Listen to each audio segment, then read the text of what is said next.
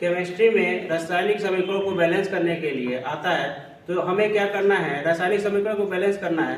तो रासायनिक समीकरण को बैलेंस करने के लिए कोई नियम तो नहीं है, फिर भी अगर जो कुछ बातों को ध्यान रखा जाए तो हम रासायनिक समीकरण को बहुत ईजी तरीके से सॉल्व कर सकते हैं और बैलेंस कर सकते हैं। तो आइए कुछ एग्जाम्पल के साथ इसको हम सीखते हैं। एक एग्जाम्पल लेता हूँ जिसमें हम सीखते हैं कि रासायनिक समीकरण को कैसे बैलेंस किया जाता है। तो एग्जाम्पल ले लेते हैं कि कॉपर ऑक्साइड को जब हम अमोनिया के साथ रिएक्शन कराते हैं तो हमारा क्या होता है, कॉपर अलग हो जाता है, नाइट्रोजन गैस रिलीज होता है और वाटर का निर्माण करता है। तो देखिए ये इक्वेशन अभी बैलेंस नहीं है, क्योंकि हमें पता है कि मास कंजर्वेशन नियम के अनुसार आपका परमाणुओं की संख्या जितना अभिकारक में है उतना ही उत्पाद में होना चाहिए। तो हम इसके लिए क्या करते हैं, सबसे पहले हमें ये ध्यान रखना पड़ेगा कि इस इक्वेशन को बैलेंस करने के लिए सबसे पहले हम मेटल को बैलेंस करेंगे।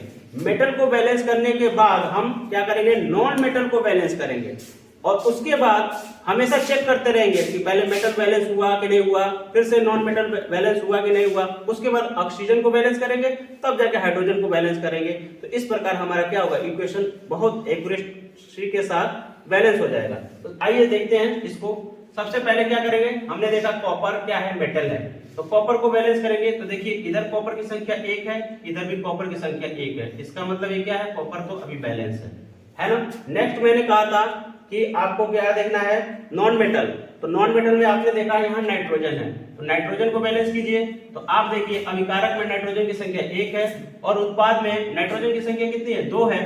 तो हम क्या करेंगे, यहाँ 2 का मल्टीप्लाई कर देंगे। अभिकारक में हमने क्या किया, जहां अमोनिया है वहां 2 का मल्टीप्लाई कर दिया।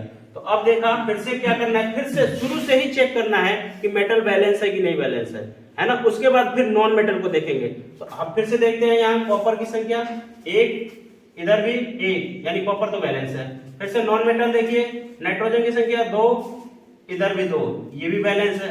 अब मैंने कहा था कि ऑक्सीजन को बैलेंस करेंगे, तो ऑक्सीजन को बैलेंस करने के लिए इधर देखेंगे अभिकारक में ऑक्सीजन कितना परसेंट है, 1, पर इधर देखते हैं इधर भी क्या है, ऑक्सीजन की संख्या 1, यानी ये भी बैलेंस है।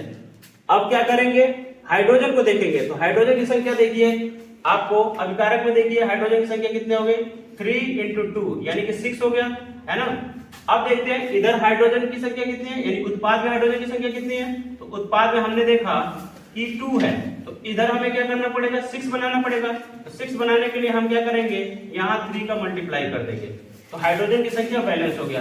अब फिर से देखेंगे कि मेटल की संख्या बैलेंस है कि नहीं। तो आप देखिए मेटल इधर कितना है, कॉपर 1, इधर भी 1, ये बैलेंस है। फिर से नॉन मेटल देखेंगे, तो नॉन मेटल आपने देखा 2, इधर भी 2, ये भी बैलेंस है। अब ऑक्सीजन को चेक करेंगे, तो ऑक्सीजन देखिए इधर अभिकारक में 1 और उत्पाद में देखेंगे तो इधर 3 हो गया, इसका मतलब ये बैलेंस तो नहीं है।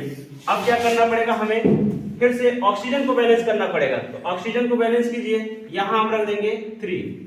ऑक्सीजन देखिए 3, इधर अभिकारक में, इधर भी 3। पर अब फिर से हमने क्या कहा था, जब ऑक्सीजन को बैलेंस कर दिया फिर चेक करेंगे किसको, मेटल को। तो मेटल को हमने चेक किया, तो मेटल इधर 3 हो गया, इधर मेटल की संख्या कितनी हो गई, 1। तो अब क्या करेंगे, मेटल को फिर से बैलेंस करेंगे। तो अब उत्पाद में आपके क्या कीजिए, 3 का मल्टीप्लाई कर दीजिए। अब चेक कीजिए इधर फिर से, तो आपने देखा अभिकारक में मेटल की संख्या 3, उत्पाद में मेटल की संख्या 3, इसका मतलब बैलेंस है। फिर से चेक करना है किसको, तो नॉन मेटल को। नॉन मेटल आप देखिए, नॉन मेटल क्या है, इधर नाइट्रोजन, नाइट्रोजन की संख्या 2, उत्पाद में भी नाइट्रोजन की संख्या 2, ये भी बैलेंस है। अब फिर से क्या करना है, ऑक्सीजन को चेक करना है। तो ऑक्सीजन देखिए, ऑक्सीजन चेक करेंगे, ऑक्सीजन अभिकारक में कितना है, 3 है ना। उत्पाद में देखते हैं, उत्पाद में ऑक्सीजन की संख्या 3 है, ये बैलेंस है।